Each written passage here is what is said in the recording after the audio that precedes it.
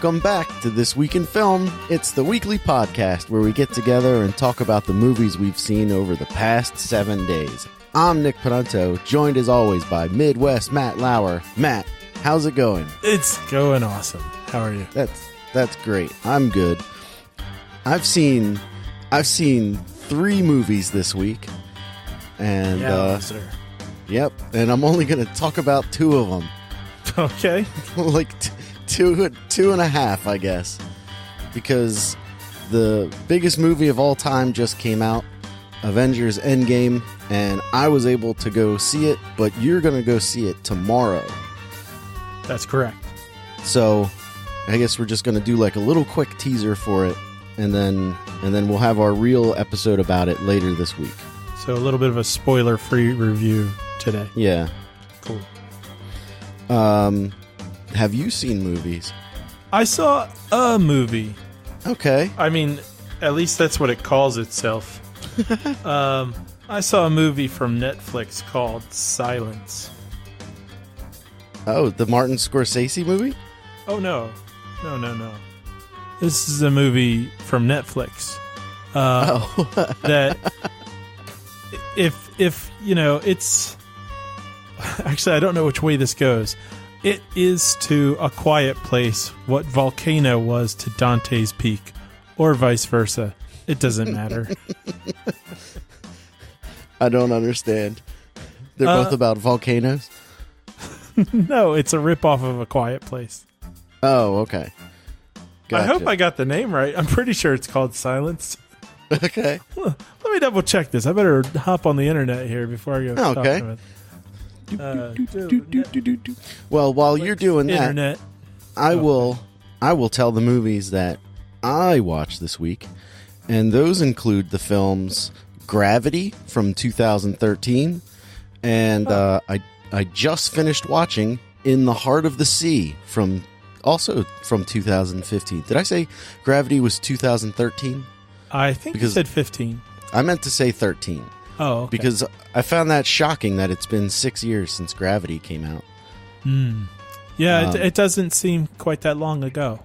And In the Heart of the Sea doesn't really feel like 4 years ago was what an age to live in. What a time. I've never heard of it, so I don't even know what you're talking about. Oh, you don't know about this? Oh, it's No. a Ron Howard. It's a Ron Howard movie. So people slept through it and forgot to tell anybody that it existed. Basically, it was a total bomb at the box office. And I guess I'm just going to start. I guess I'm just going to start with it since I'm already talking about it. Hang on, before I forget, this movie is the movie that I'm going to review later is actually called The Silence. Oh, well, no wonder I didn't know what you were talking about. Ooh, and listeners, before we get more into movies, know to stick around until the end of the episode because Nick's going to get a treat. I have put together a challenge for him. I'm very excited. And you should be too, dear listener. Nick, back to you. Thanks, Matt. Back to our top story. In the Heart of the Sea was a blockbuster bomb. Directed by Ron Howard in the year 2015. It stars Thor, the Scarecrow, and Spider-Man. Which Spider-Man? Tom Holland. Oh, wow. Yeah, is I think one of his first major roles. And wait, is this the movie that's like a Moby Dick thing? Yeah. Oh. Ron Howard did that, huh? Yep. And I don't know if there was something wrong with the copy of this movie that I saw. Oh, did it not have German and French translations? No, it was all in English. But just general complaint that I have for it is it looks like it's straight out of the Matrix. Everything looks green, like really green, to the point where I was wondering if there was something wrong with the version of it that I was watching. But I watched a trailer for it, and the trailer is very green, like you know how when you're at sea and you look at the sky and it's blue, or just outside and you look at the sky and it's blue. In this movie, it's green. Everything was very green, and it got very annoying. But I don't want to. But if it wasn't deliberate, then that's on me. I don't want to smack a movie. I just looked this up in an image search, and literally every picture on my screen is overall either green or blue, and mostly green. So I don't think that's your copy. Okay. Yeah. All right, then. Well, take that, In the Heart of the Sea. Yeah, way to be green. So the plot of this movie is it's like early 1800s New England, and Chris Hemsworth is the first mate, or begrudgingly the first mate on a ship, a whaling ship, and they're going out to whale hunt, and their goal is basically just whale oil and blubber, and the captain of the ship is this greenhorn guy who only got the captaincy because he's related to wealthy people. And Chris Hemsworth doesn't like that because he was supposed to be captain. So there's like the inherent conflict there. But taking a step back, the whole framing story of this movie is they really shove it down your throat because the plot of this movie is it's what Moby Dick was based on, like you said earlier. And the movie starts with Herman Melville, the author of Moby Dick, going up to a house, and he goes inside to hear the story of this whaling ship called the Essex, where nearly everyone on the ship dies. And this guy's like one of the last survivors, and Herman Melville wants the story because he's writing a book about whaling, and he thinks that this story will really help him tell the tale. And he offers the guy like this large sum of money to tell the story. And the guy who is played by Brendan Gleeson, I want to say. Yeah, Brendan Gleeson.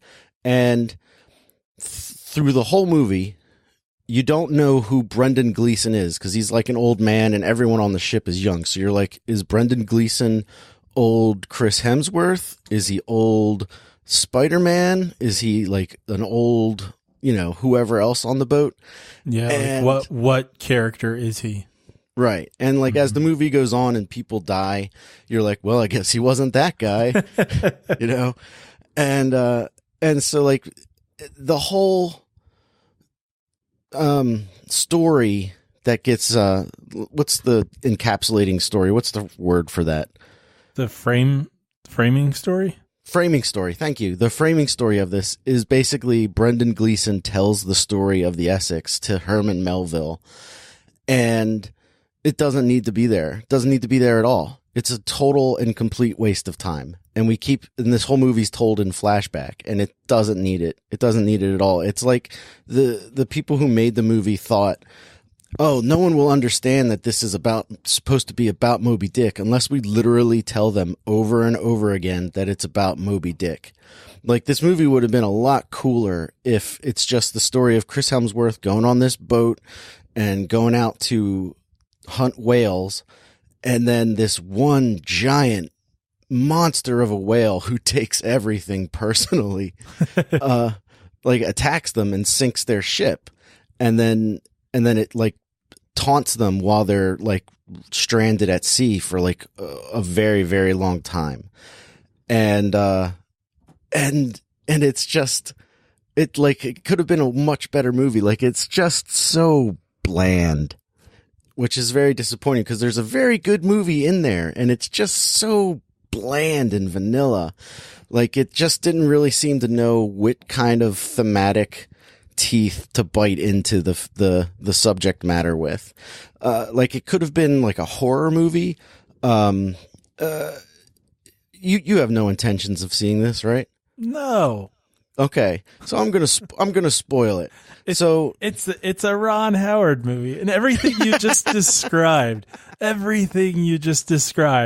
was just the longest way I've ever heard anyone say it's a Ron Howard movie. But please go ahead and spoil it. I'm mildly intrigued.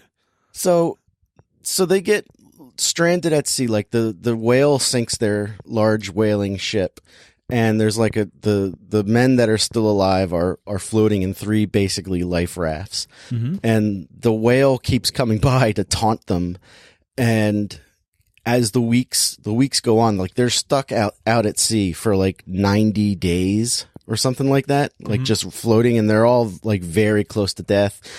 They have to resort to cannibalism to stay alive. And it's horrible, and it's like none of the characters really want to do it, but it's kind of really glossed over. That they're like, cannibals? That they become cannibals. Right. Like they struggle with it for like a moment, and then they're like, well, you got to do what you got to do. hand me more shipmen, you know? This taste kind of grows on you. Yeah. And like the movie could have been like a horror movie. Like I don't know. I've never seen the movie Ravenous. Oh, I and I've heard that that's quite good. It's worth watching. I wouldn't oversell it. It's worth watching. Is that about like the Donner Party? Is that what that was about, or is it just cannibals? And yeah, it's not Donner Party specific, but it's like a horror movie, right? Yes, it's yeah. That's probably the best genre to put it in. Is like a horror movie. That's what this movie could have been. Is like this movie could have been like a horror movie, and not a horror movie in the sense of Jason or Freddy Krueger is coming to get you, but like the horror of having to survive, and like the act of having to eat someone. Like when this one guy dies, or when they realize that this guy has died, one of the sailors is like, well, I'm going to throw him over now. And Chris I'm going to call him Thor. And Chris Helmsworth is like, don't throw away what we might need. He's like, don't be too hasty there, buddy. Yeah. Don't be too hasty. He's looking tasty. And for a moment you're like, oh man, what a wise decision to make, but at the same time, what a horrible thing to have to say. Yeah. But it's so like glossed over, and then like it's over. Like they don't, like I don't want to see Chris Hemsworth with with a thigh, like chewing on someone's thigh, like, you know, like I don't need to see him. Turkey leg at the fair. I don't want to see him eating, but like the next scene, like when Chris Hemsworth says that, they cut back to Brendan Gleeson in modern times of 1860 or something, and he says, "Well, this is how we cut up the body, and then when we were done getting all the flesh, we sewed the body back together and threw it back in the sea." And that's terrible. Are you going to include that in your book? And then they cut back to the life raft where these guys are still struggling to survive, but there's no sign of, hey, we've eaten, or hey, we're trying to live with what we've done, or anything like that. It's just kind of like, here's the next day, and then here's the next day. And it's a little disappointing. Like, it could have been a lot more, like a movie like this needs to be more disturbing, I think. And it's not. It's very, very vanilla. I feel like if you're including, I can't imagine there are really too many exceptions to this. If your story includes cannibalism, it probably becomes a pretty big topic. Yeah. I mean, there's one part where on one of the other life rafts, the life rafts, they just kind of slowly drift away because, you know, that's just lack of energy, and, you know, like no one's paying attention. And by the time you do, you realize the boat is far away, and you're not going to waste the energy to try and keep the boats together. So anyway, this one boat, I think they're so hard up for food that they draw straws to commit suicide so that the others can stay alive. And like, it's a very difficult scene, and it was very powerful. And the way it ends is very, pretty unexpected. But the only thing I could think of is, so like, you draw straws, and the one who draws the shortest straw has to die, and they're all resigned to it. And the captain of the ship draws the shortest straw, and he chooses his cousin to shoot him in the head with the revolver that they have, or the pistol that they have. And the cousin's like, no, I really don't want to do this. I don't want to do this. I don't want to do this. And the captain's like, you have to, you know, you have to do this. And then the cousin basically, in a quick move, shoots himself in the head. And it would have been a more powerful moment if in earlier scenes, one, we didn't hate the captain because he's terrible. Not that he's a terrible person, but he's a terrible captain. And he just makes generic terrible captain decisions, all the while making Chris Hemsworth look like the main captain, because the movie spends an awful lot of time setting up that this guy is a bad captain and he makes poor decisions, and Chris Hemsworth should be the captain because he makes the right decisions. So you think that there's going to be some kind of mutiny subplot, or the movie's going to turn into something about mutiny, and they kind of tease that a little bit and here and there, but nothing ever comes of it. And then later this guy kills himself in order to save the life of his cousin, who the last time that they were on solid ground told him, basically told him off. So like the emotional resonance of a man killing himself for you is kind of lost because this guy's not a good captain. Like this, there's no reason for this guy to have done that other than sea madness, and which he didn't have. Uh-huh. So like it's kind of all over the place emotionally. Like it could have been a lot better. Also, another thing is that they show way too much of the whale. Oh, really? Like this, yeah. We're underwater a lot in this movie, like following around whales. And if this movie never showed the whale except for when it came out of the water, it would have been way better. Like Jaws. You never see the shark in Jaws unless it's out of the water. And that's what this movie needed. Like showing the whale underwater. One, it looked terrible. Like it didn't, I don't really know what a sperm whale looks like, but it probably doesn't look like this. And like they show the whale has been through hell, like he's all scarred up and like part of its tail's like busted off, and he's got a harpoon, like an old harpoon stuck in his head, which probably explains its poor demeanor. And you're like, well, this could have all just been explained by it like coming out of the water and stuff. I mean, the whale is huge, and they show it like hitting the boat, and every time they show the whale underwater, you're like, I didn't need to see this. Like, we get the idea. Like we should be experiencing what the crew is experiencing, which is they're on their big main ship, and this huge mass just slams into it. What else could it be but this giant whale that just swam by? Yeah.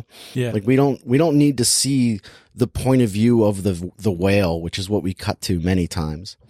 And then one other thing that I would like to complain about is Chris Hemsworth has an accent in this movie sometimes. Depending on which read he's doing of the movie, he either has his Australian accent, which kind of sounds English, or he's doing a Nantucket accent, or just no accent at all. So that's a fun journey to go on. And Tom Holland is a little bit of that too, where he's a British guy.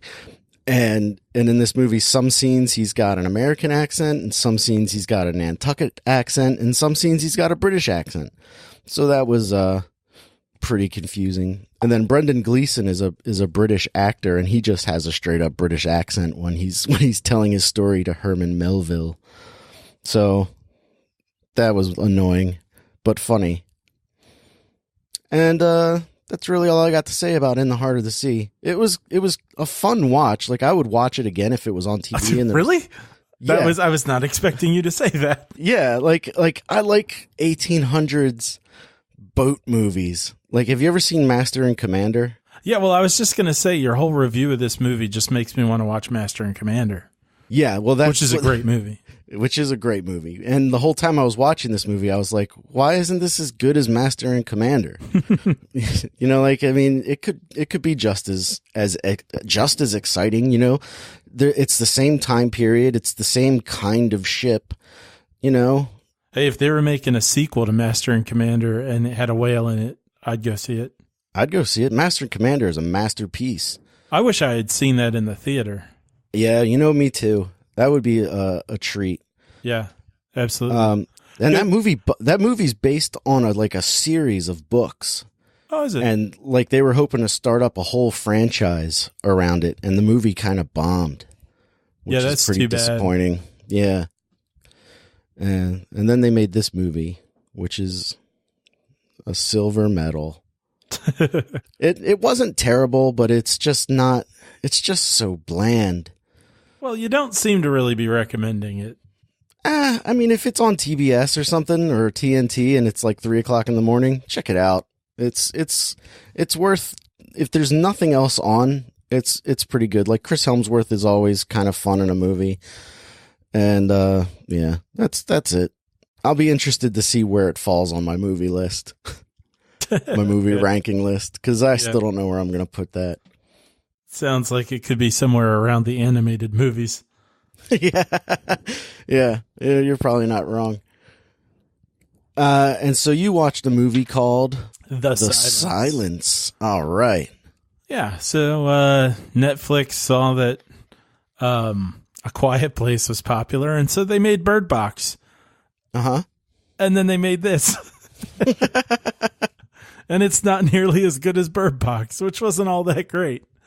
So here's the plot. A Quiet Place. There are some differences. The monsters are smaller. They're actually kind of pint-sized bat-like things. Yeah, and what else is different from A Quiet Place is everything's done wrong in this one. Yeah, they even have a daughter who's deaf. So you've seen A Quiet Place, right? Yeah, they did the deaf daughter too? Oh, yeah, deaf daughter. What? I mean, he's not working on cochlear ear implants or anything, but yeah, no, that's not what she had anyway, but hearing aids.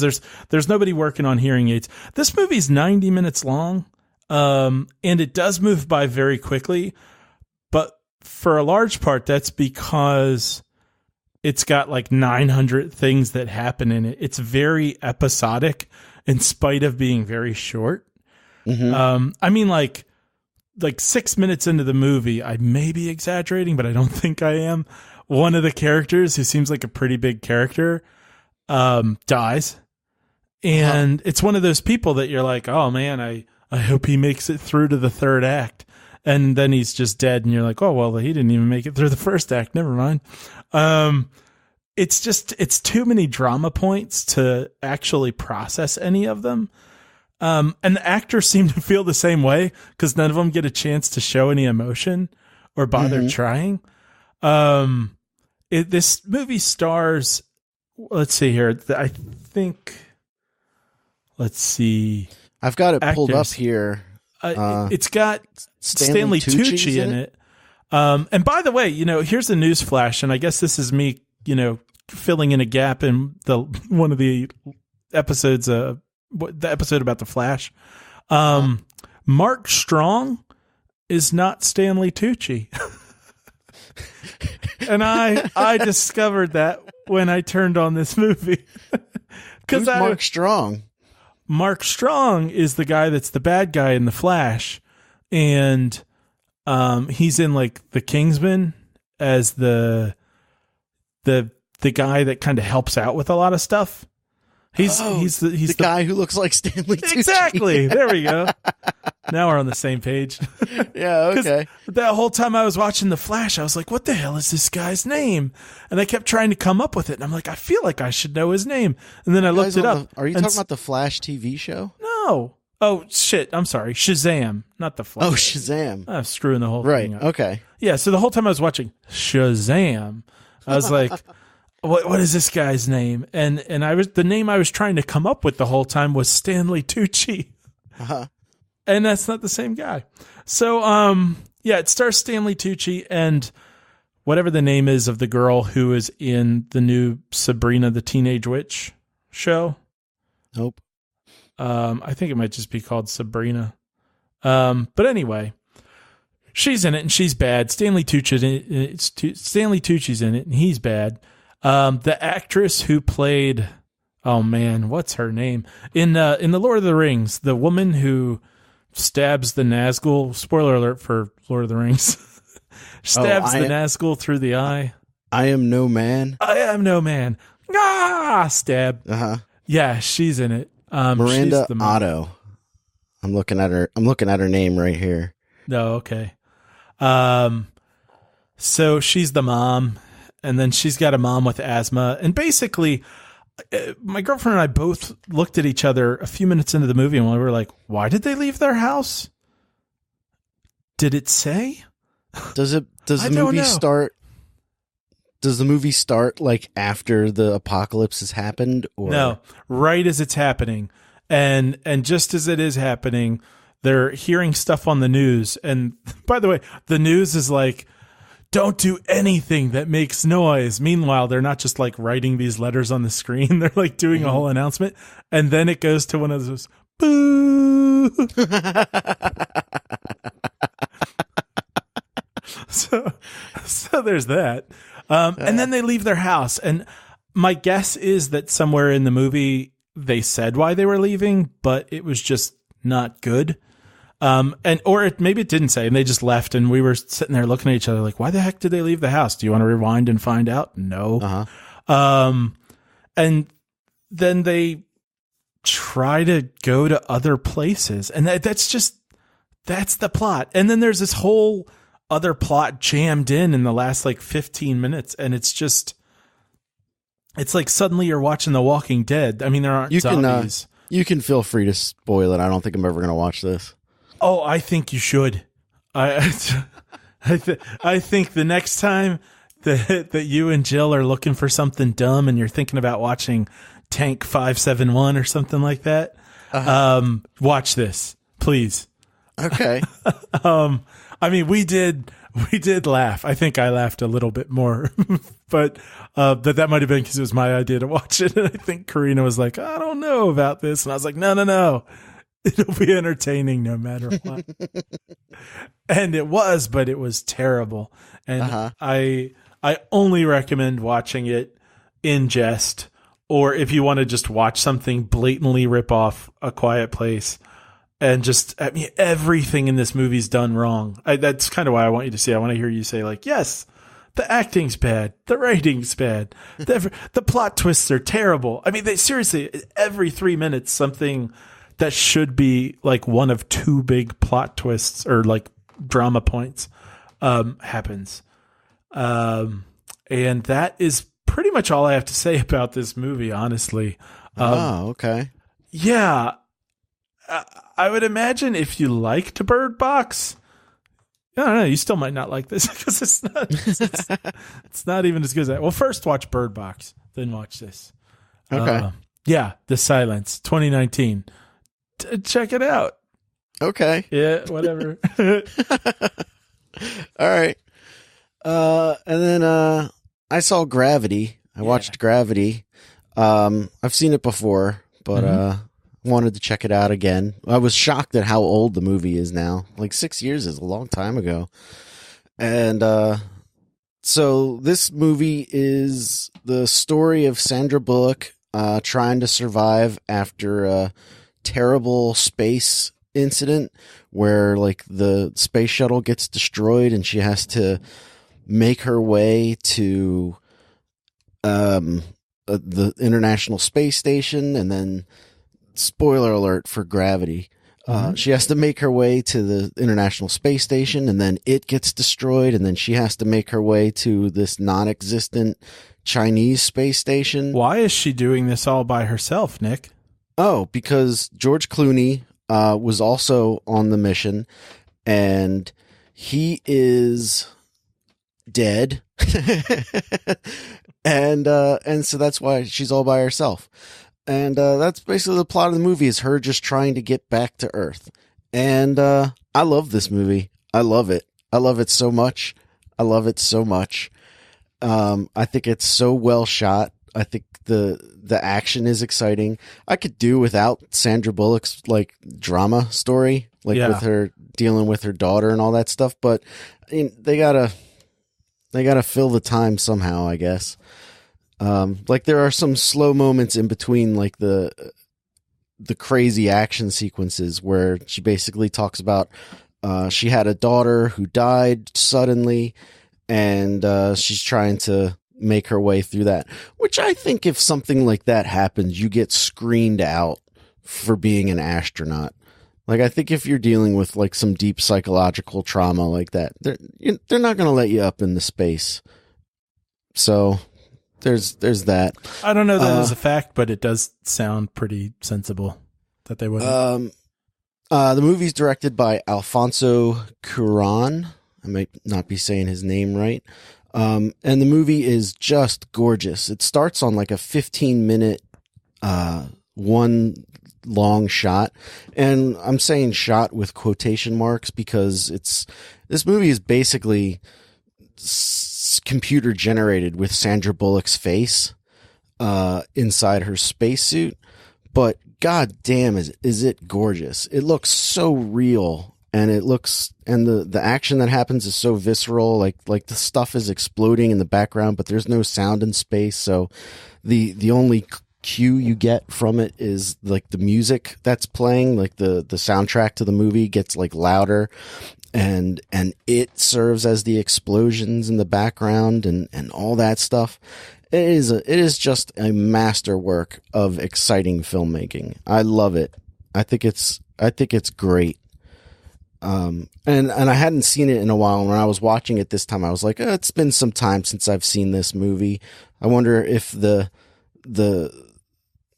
shine has come off of it a little bit. And nope, I was in it. I was trying to watch it with my kids, and they were getting scared because they're children. Yeah. And so I turned it off, shortly. Also, I forgot that there's a lot of swearing in it. Not as much as in the Goonies, but, we're watching it, and then there's like that one astronaut who takes like a piece of debris to the head, and then they go to look at his body, and he's just got this big hole where his face should be. Oh, I forgot that. Yeah, so did I. And then my kids saw that, so at some point tonight, I imagine I'm going to have to deal with that when they wake up screaming because of the man with the hole in his face. So we turned it off shortly after that. And then later, after when my twins were napping, I put it on my iPad with my headphones on and just watched the rest. And the movie is a quick hour and a half, and it is so much fun. It is so much fun to watch, and it's breathtaking, and you hold your breath the whole time.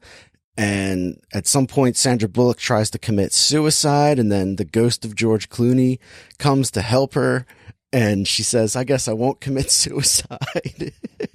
I think that was about the moment that the movie sort of lost me. Yeah, well, I think when George Clooney came back as Ghost Clooney, because it just made me it took me out of the movie so much to be, it was just like, hey, we wanted to have more George Clooney, so this is what we did. Yeah. I was like, I don't know. There's an argument to be made that she is dead at that point, and like that's her brain. Like the rest of the movie doesn't happen, and it's just a dream. But that's for interpretation. One thing that I realized watching this is that the movie's real heavy with the rebirth symbolism. Like there's a lot of like at one point when she gets to the International Space Station and she's getting out of her spacesuit and she like can breathe fresh air for the first time, where she like just kind of like stretches and then curls up in the fetal position while she's slowly rotating in front of like the window to the hatch. Yeah. And it looks very much like a baby in the womb. And then everything that happens after that you could like make an argument for it's her being born again. So like she's got to go escape, and then when the ship finally lands, like when she gets back to Earth, she's born into water, and she has to crawl before she can walk, and then finally she can walk, and she begins her journey again. So like there's some fun symbolism in it like that. It's not just straight up action. Like it's a thought provoking movie on top of being visually astounding. And I think that's why I like it so much.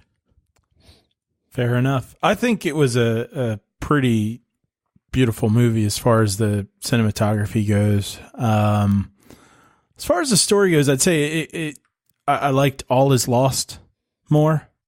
Mm-hmm. And even when it comes to like the different ways you can read the ending there, I think I like that one's a little bit more directly ambiguous. And I think I liked that one more. All Is Lost. Yeah. Once they're, I mean, like with the fetal thing, the position that she gets in and stuff, like that took me out of the movie too, where I was like, man, they're really trying to. Yeah. So it's a little heavy handed. Yeah. Whereas like with All Is Lost, I think it leaves pretty much anyone who watches asking a question, but it doesn't feel heavy handed. Yeah. You know what I mean? Yeah. Like when, I talked to my mom watched All Is Lost. Mm-hmm. And she was like, well, he gets saved at the end. And I'm like, you thought he got saved? And like my interpretation, I guess we shouldn't spoil All Is Lost.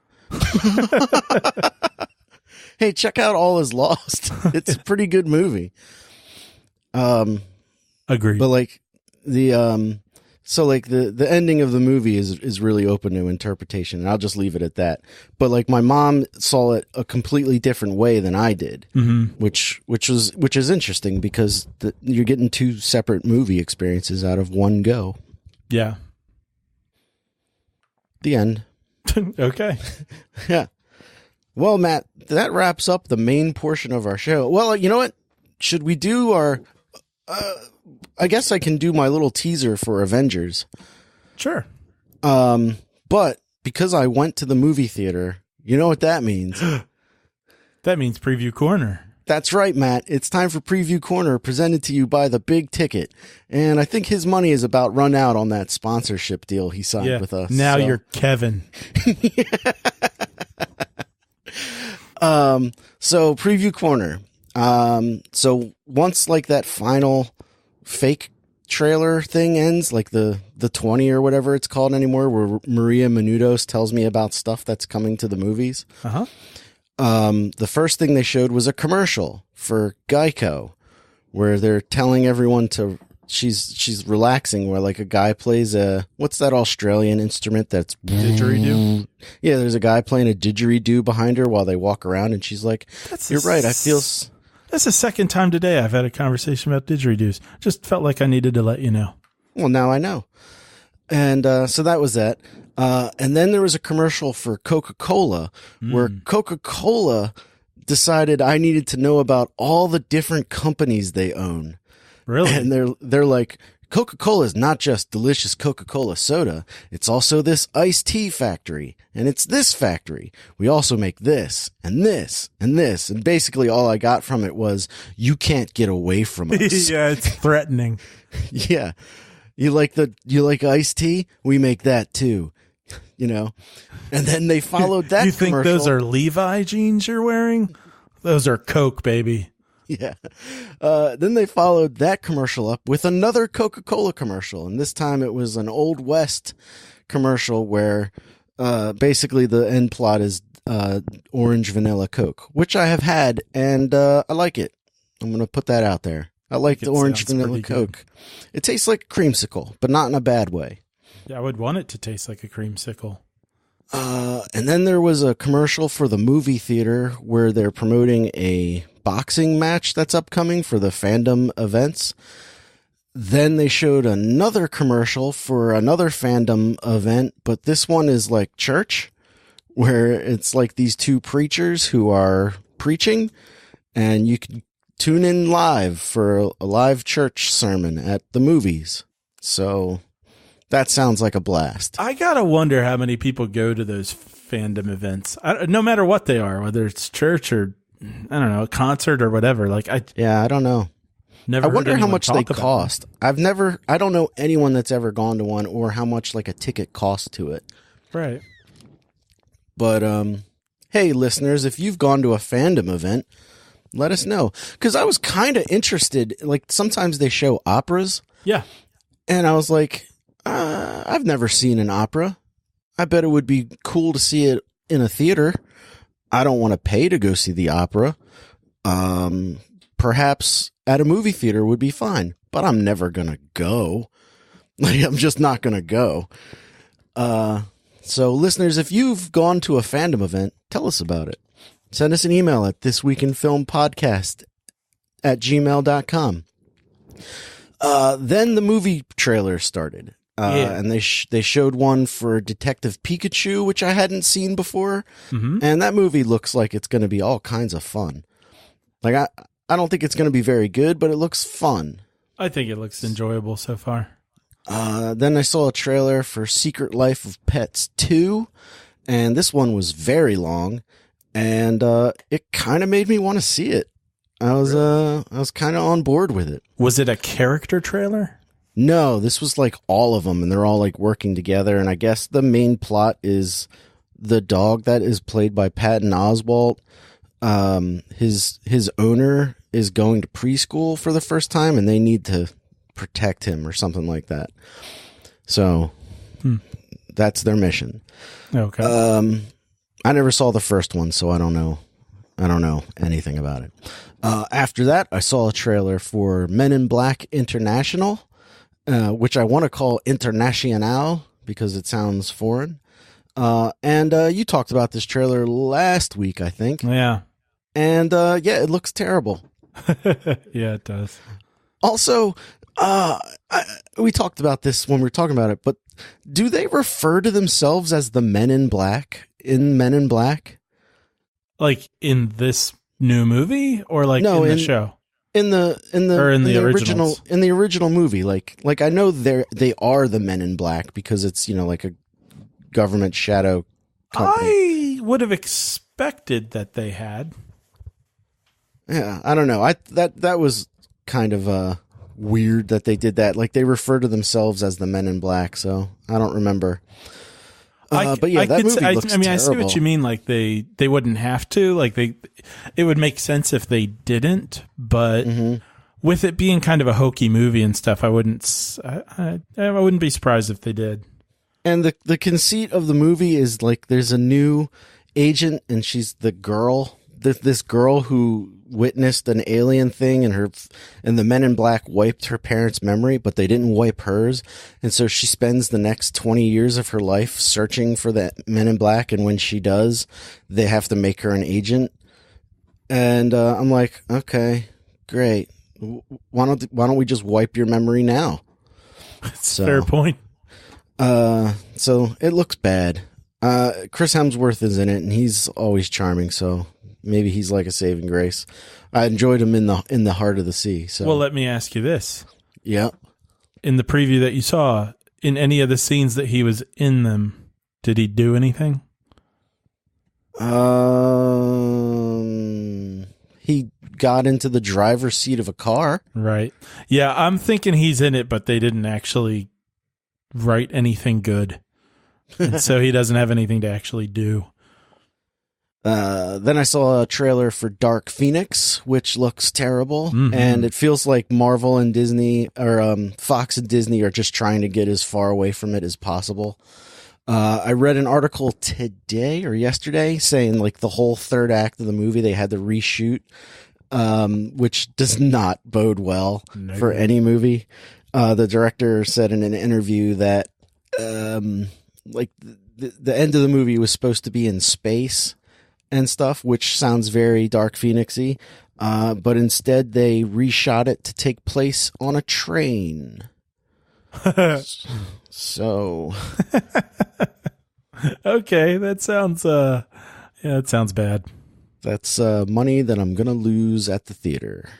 I can't believe you're planning on seeing it. I gotta go see it. It's an X-Men movie. Have you even seen Shazam? No, not yet. I want to see it. Mm-hmm. Then they showed a trailer for The Lion King, which looks just like the animated movie The Lion King. So what's the point? So there's that. Well, then you don't want to see real animals destroy each other. Well, these are just animated animals. It's like the animation. Don't get me wrong. The animation looks beautiful. Like they all look real and it looks amazing. And it's like a technical marvel, but I've seen this movie. It looks just like that, and it's got Jonathan Taylor Thomas. Oh, that's right. That's who did the voice for that. Yeah, and Matthew Broderick. Ooh, I wonder if Matthew Broderick does the voice of old Simba. I doubt it. Nobody wants him in movies anymore. No. And then I saw a trailer for a movie that looked kind of interesting, with Will Smith, not Aladdin, and it's called Gemini Man. And this movie is about, from what I can gather from the trailer, Will Smith was cloned 25 years ago, and he's like a super assassin, and they set his younger version of himself to go kill the older version of himself. But it's like young Will Smith, so like they do the de-aging thing on him. So isn't that the plot of Looper? Kinda. It's kind of the plot of Looper, but this is different because this has Will Smith. Mm-hmm. It looks kind of interesting. I was like, oh, okay, I'm into this. Then they showed the Star Wars trailer, The Rise of the Jedi or Rise of the Skywalker, and that's not doing anything for me. No, like I don't know. I'm gonna wait for another trailer. I mean, I'm still gonna go. So they have already won in that sense, but right. The movie, like the trailer, was not exciting for me at all. So there's that, and that was the end of the trailers for Avengers Endgame. They did show some more commercials, but we've talked about those before. They show the Coke commercial where they're like, "I hope I don't sit in a plate of nachos," or "It's as comfortable as popcorn." Mm-hmm. You know, they keep showing that one, and that's never going to go away. And then that brings me to Avengers Endgame, and I'll be very brief because I don't want to ruin anything for you, because this was a terrific experience for me. Not only did I really enjoy the movie, but the theater experience that I had was probably the best movie going experience that I've ever had. Really? I went, it was like a 1:00 in the afternoon show earlier today, which is a Saturday, and it's still opening weekend, and the theater was packed, and I got like a decent seat, and I sat down, and like everyone around me is talking. That's always really annoying because I'm like, are these people going to talk during the whole movie? They did not. Like the audience for this movie was so perfect. And like when things, like surprising things happened, people cheered. Like it was so great. Like what a great movie experience I had, where like some crazy things happen and then the crowd goes wild for it, like clapping and applause. And then there were like certain moments where something surprising happened and people would and the crowd would go, like it sounded like a live studio audience, like to the point where at one point I was like, did Disney pay all these people to be in the theater with me to applaud their own movie? But that can't be the case. Like, what an expensive conspiracy. Yeah. And it's just what a masterwork of storytelling. Like the story for this movie is so out of this world. I don't want to spoil a thing for you, but I will say everything that's in the trailers is from the first 20 minutes of the movie. Yeah, I've heard that. And I've heard it's like half the lines have a completely different meaning in the context of the movie. Yeah, they do. And I think that's all I'm going to say about it at this point. Until you see it, because okay. I don't want to amp it up anymore, but like, how can a movie like this be hyped any more than it is? And for me, have it deliver on almost every possible front. Like the movie's 3 hours long, and there's a couple of moments here and there that could go. And you never saw Thor: The Dark World, did you? No, I did not. That's a shame. You should watch Thor: The Dark World before you go. Really? You should. Oh, I don't want to do that. It's not terrible. It's just boring. And that's not a the there's some things that happen in it where you're going to be like, oh, I wish I knew what was happening here. Like All this right. movie Watch it tonight. this movie is the perfect culmination of every movie that they've released. Okay. And even like the TV shows and stuff, like everything gets pulled in. It's crazy. It's crazy that they were able to pull this off. Let me ask you one question about this. Certainly. And so, I don't know, listeners, if you don't want to know the answer to this question, skip ahead. Captain Marvel. Did she fit into it well? Did it seem to, because, she's such a late in the game character to show up. I enjoyed the movie. I'm not ragging on the movie or Brie Larson or anything. I'm just kind of wondering, like, did it feel like she was just being shoved in, or did it fit? It fit. Okay. It's not a perfect fit, but it works. And it works to such a point where you're like, I'm just going to leave it at that. I'm just going to leave it at that, where it works. Okay. Yeah. Awesome. Yeah. So Avengers Endgame, quite possibly the biggest movie of all time. Go check it out. It's a total recommend from me. All right. I don't think I'm going to rank it on my list this week. Maybe I will. Well, should we do that? Should we do that now, or should we I'll do tell you your... what, it's going to be built in to some degree into this exercise or whatever we're going to do, this game, if you will. Yeah. So yeah, you can put it on your list at the end. I don't think it'll spoil anything for me. Okay. All right. So did you have anything else at all you wanted to say about that before we move on? No. Cool. Anything else I add, I think would ruin the experience for you. Okay. And I am actually, admittedly, took me a while to come around to Marvel because I'm not a big Marvel fan. But I definitely will admit I'm really excited about seeing this. And I still don't even really like the first Avengers, and I don't care that I haven't seen the second one. But anyway, what we're going to do here is I have done my best, and by my best, I mean I took 40 minutes to bracket all of the MCU movies. And so we're just going to go, and you don't have to do, this isn't movie versus movie. We don't have to have a big, huge discussion about each thing, but feel free to think out loud. Okay. Okay. I'm sure. Pit two movies. Are you also going to play along, or is this just for me? You know what? I'm going to let this just be for you. If we feel like coming back to it again, we can, but, since I haven't seen Thor: The Dark World, I'm sure it would throw the whole thing off terribly. I'm kidding. But okay. So just kind of trust my brackets here. I can see it all in front of me, and I will make it make sense. All right. So first battle to the death. Iron Man versus Captain America Civil War. Oh. Who wins? Holy crap. Yeah. Iron Man. Iron Man. Okay. All right. I got to go with Iron Man. Iron Man 1, right? Oh, yeah. Definitely. Oh, man. Okay, yeah. Okay. Yeah, I got to go with Iron Man over Civil War. All right. Get ready, because some of these are going to be tough. Okay. All right. Incredible Hulk versus Thor: The Dark World. Oh,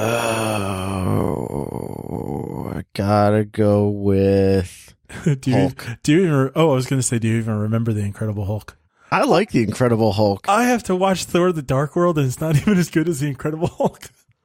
Actually, I thought it was pretty decent, tell you the truth. Yeah, it's not bad. I don't want to know why it's like the black sheep of the Marvel world. It's not a bad movie. I think it's just that it's even in spite of the fact that it is way better than the Ang Lee movie, I think there's still a bit of association with it. Oh, that's the other thing about Edward that Norton movie.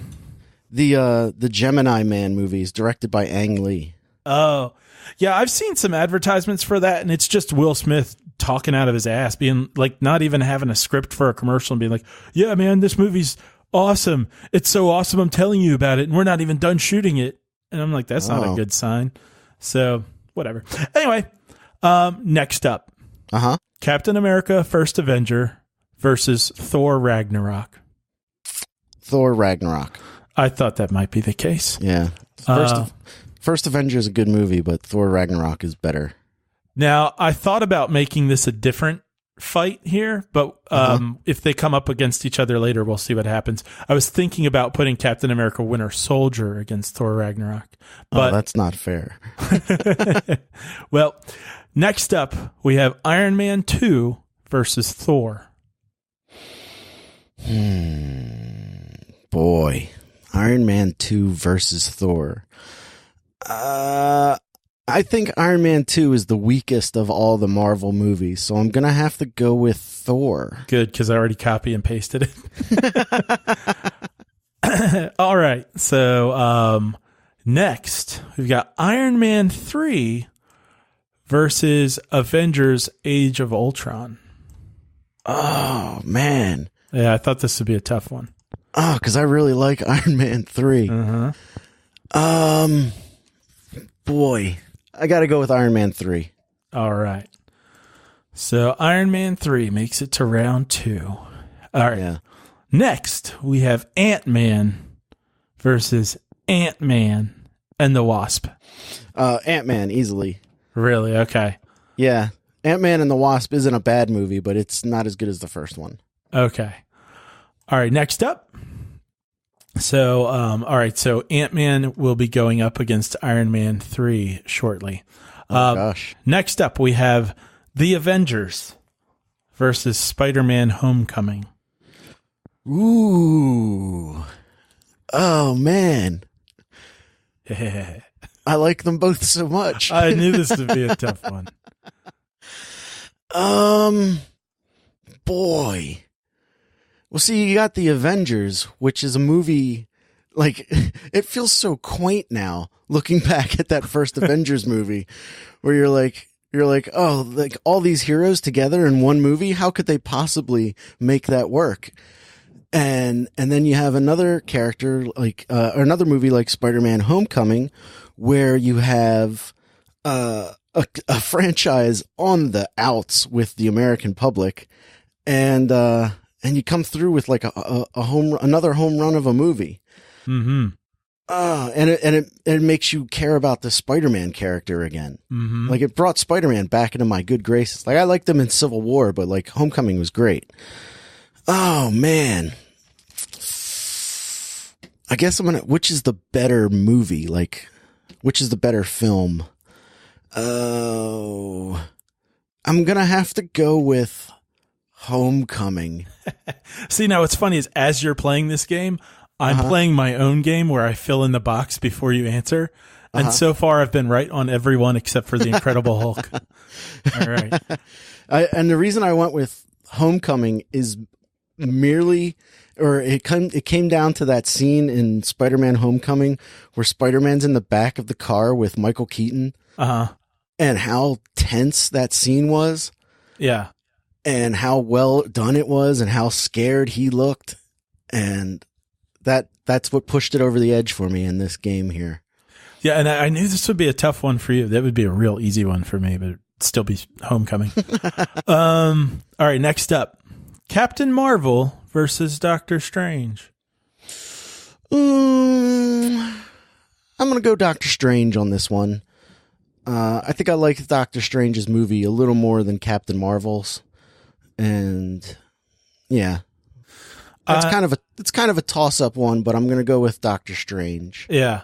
Yeah. And I hadn't guessed before you answered that one, but I would have gone with Doctor Strange myself. Now this next one, I'm pretty sure I know your answer to this. Captain America: Winter Soldier versus Black Panther. Winter Soldier. Yep, I knew you were going to say that. Yeah. It's I can tell you which movie's going to be in the final. Well, yeah. That's a shame that it was up against, but that Black Panther didn't get out of the first round, because like if it was Black Panther versus the Avengers, I probably would have gone with Black Panther. But if it was Black Panther versus Spider-Man, that would have been. I'm glad I didn't. I didn't know. You'd have to do that. Yeah. All right. Avengers: Infinity War versus Guardians 2. Infinity War. All right. Yeah. So that actually doesn't surprise me. Winter Soldier and Infinity War are on the same side of the bracket. Yeah, they'll be going against each other. Okay. And then last in round 1, Avengers Endgame and Guardians of the Galaxy. Endgame. I kind of figured. Yeah. All right. So nothing against Guardians of the Galaxy, but yeah, and this is Endgame's going to be kind of in its own bracket for the next round because that's just the way the numbers worked out, and it's probably for the best. All right, so back to the top. Okay. So because these are the winners from round 1. This is the second round now. Yeah, we're in round 2, and we got Iron Man versus the Incredible Hulk. This is going to be an easy one. I'll just go ahead and copy and paste that right there. Incredible Hulk it is. No, just kidding. Yeah, Iron Man beats the Incredible Hulk. Okay. Now, what we have from the last round... how amazing was it at the end of the Incredible Hulk where Robert Downey Jr. comes out and he's like, I hear you got a problem with the Hulk. How awesome was that? That was amazing. It was fine. Now, had I known what all was to come, over the next decade, it might have been more impressive. It's definitely more exciting in hindsight. You should, you know what? You haven't seen Age of Ultron yet? No. You should watch Age of Ultron. No. Okay. It's not bad. Look, it's not terrible. There are 3 of there are 5 of these movies I haven't seen. There's Age of Ultron, Iron Man 3, Ant-Man and the Wasp, and Ant-Man. Oh, wait, no, you still haven't seen Ant-Man? That's 4. Okay, so there are 4 movies I haven't seen. So I might watch one of those tonight, or maybe, probably tonight. So I don't know. We'll see. Maybe it'll be Iron Man 3 because you get pretty excited about that one. So we'll see. Next up, interestingly enough, we have Thor going against Thor. So we have Thor Ragnarok versus Thor. Thor Ragnarok. Yeah. All right. So that brings us to round 2 of Iron Man 3 versus Ant-Man. Iron Man 3, easily. Really? Yeah. Okay. I know you like it. Didn't know it was going to beat Ant-Man quite so easily. Yeah. All right. Although Ant-Man is a ton of fun. Well, then I think I know who's going to win this next one too. We got Spider-Man Homecoming versus Doctor Strange. Spider-Man Homecoming. Yeah. All right. Next round, we have Captain America Winter Soldier versus Avengers Infinity War. Oh. God. Yeah. The next round in this area is going to suck for you. I got to go with Winter Soldier. All right. I was mid highlighting it. Yeah. What's terrible about that is I've already decided on my movie ranking list where Endgame is going to go. And we'll get to it. Yeah, we will. Yeah. It's coming right up. We got a couple steps first. So, Iron Man versus Thor Ragnarok. Oh boy.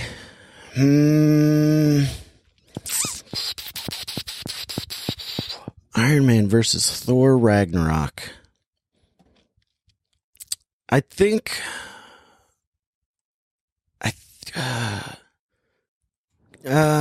see, I was just about to say I want to go with Iron Man because of like all the world building that the movie was able to accomplish and the fun storyline. But like the end of the movie is kind of a mess where he's got to fight Jeff Bridges. It's got a Wonder Woman third act. Yeah, where the movie's got to end and he's got to fight a guy. Whereas Thor has, like the third act climax and all that stuff, but like there's so much at stake, and I'm going to go with Thor Ragnarok. All right. I actually had to delete something that I had pasted. Oh, all right. Next up, and I already filled this one in, but we'll see what happens. Iron Man 3 versus Spider-Man Homecoming. Good luck, Nicholas. Jeez. I think I'm going to go with Iron Man 3. Really? Yeah. Over Spider-Man Homecoming. Yeah. Wow. Okay, I got to delete that now too. I really like the story of Iron Man 3. You must. And then I can't say anything. But yeah, I'm going to go with Iron Man 3 over Homecoming. All right. I'm happy with that. Okay.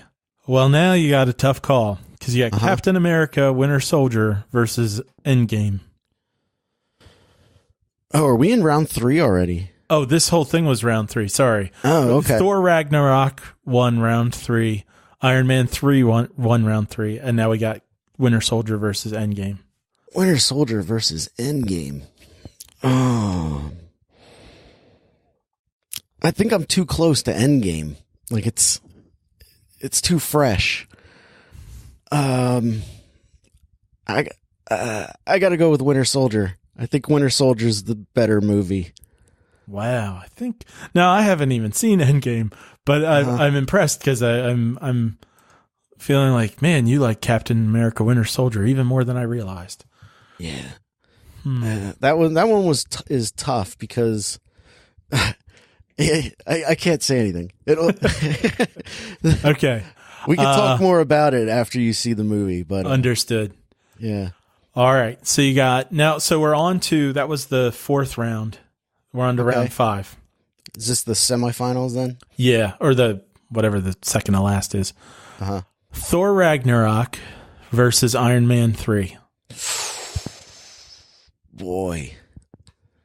Let's see.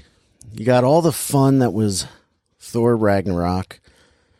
You have all the fun that was Iron Man 3 with a Shane Black script. All the world building that's gone on, because Iron Man 3 is basically a direct sequel to the first Avengers movie, whereas Thor Ragnarok is basically a direct sequel to the second Avengers movie,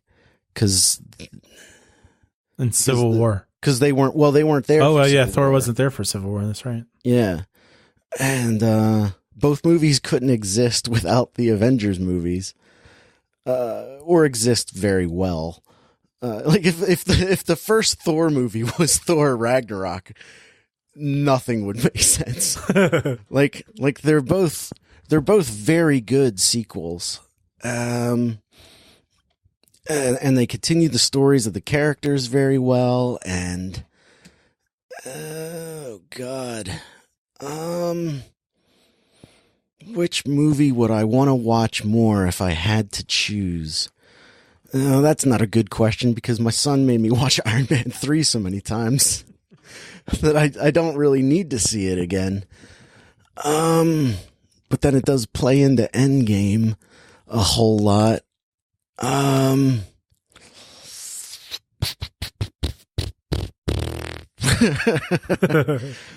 Which movie would win if I had to choose?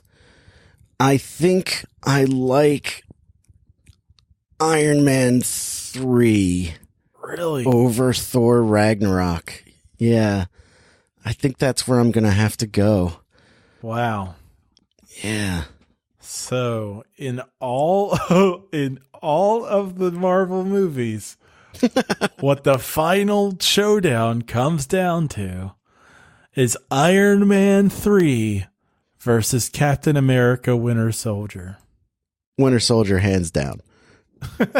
Like how there was so much struggling, and Iron Man 3 kept eking its way out above other things, and then boom, Captain America: Winter Soldier, done. Yeah. Winter Soldier is just like a perfect film. Yeah. Wow, that Iron Man 3 versus Thor Ragnarok was certainly difficult. Well, and I will say that I never thought, as much as you've talked about Iron Man 3 trying to convince me it's decent, I never would have thought that would have made it all the way to the final battle. I wonder if if we did it again and the bracket was shuffled up again, if the outcome would be different. Well, I'll tell you what, I am going to be seeing Endgame, and you can shuffle up a bracket if you want to, and you can shuffle it up however you want to. Whatever I haven't seen is going to automatically lose, because if it automatically wins, it'll just win the whole thing. Yeah, and if we feel like shuffling it up and do one together, we can do that sometime too. Okay. All right. Well, stay tuned, listeners, because later this week, well, I guess in next week's episode, we're going to discuss Avengers Endgame in great detail. But before the show ends, we have to do our famous segment on the show, our movie ranking list. Mm-hmm. And Matt, you watched one movie this week. Yeah, and The Silence. The sucking. But how much did it suck? Did I put this on my list? I'm not sure if I placed it. No, I must not have, because it certainly wouldn't be near the top. All right, so The Silence. I am going to put The Silence below Dumbo and above Broken Arrow. It's better than Contagion. Yep. I mean, in all honesty, no, it's not better than Contagion, but it doesn't try to tell me it's awesome either. The Silence. What is Although, you know what? No, actually, I'm going to move that down one, because I feel like it did think it was better than Broken Arrow, and it doesn't deserve to think that of itself. Okay. So it's in your new number 44 spot. Right above Contagion. Right above Contagion, yeah. Yep. Like, if you had to choose between watching one or the other, you would go with The Silence. Yep. Sure. How many stars would you give it? Oh man, I would actually watch this movie again in a heartbeat if we were hanging out. I will give The Silence. Fuck it, I'm gonna have half a star. Half a star. Yeah. Wow, your first half a star movie. No. Now here's a bigger question. We didn't do Aquaman. Would you recommend this movie? Would you click the like button? No, and I know that as a fact because I actually rated a movie for the first time in forever on Netflix, and I gave it a thumbs down. but I do recommend it to those folks who like laughing at B movies and have a friend or a wife or someone to laugh at it with. All right, so that brings me to my list. And where am I going to put these movies I've seen? Let's start with In the Heart of the Sea. I'm going to put that. Yeah, you were right. It's going to fall around the animation corner. But which animation corner? You know what? This movie is so middle of the road, it's going to go right in the middle of the road. I'm going to put In the Heart of the Sea just below In the Mouth of Madness because I like the word play. And I'm going to give In the Heart of the Sea 2 stars. 2 stars. But would I recommend it? Would I click the like button? I'm going to go back and give it 2.5 stars. I'm going to give it 2.5 stars. But I will not click the like button. Right? That sounds about right. I'm gonna give it a yes. I'm gonna give it a yes. I did like it enough that yeah, like I would watch it again. So that's saying something. All right, and then I watched Gravity, and Gravity is gonna go into my number 4. Into my number. I think I'm going to put it above the Goonies into my new number 4 spot. Yeah, that's what's going to happen. It's going way up there. 113. And I'm going to give this movie 4.5 stars. Oh, 4.5. And yes, it's a definite recommend. Then we come to the big heavy hitter of the week. And this is what I was going to say is during the bracket challenge, if Endgame went up against Infinity War, which would have won that? And I'm going to have to go with Infinity War. Infinity War, I think. Yeah, I'm going to put Endgame just below Infinity War in the number 7 spot. By the end of this week, I might feel completely different about that. Like, I think I'm still too fresh with the movie. Like, I haven't been able to digest it enough yet. Yeah. But I'm going to give this movie 4.5 stars. And it's a definite recommend.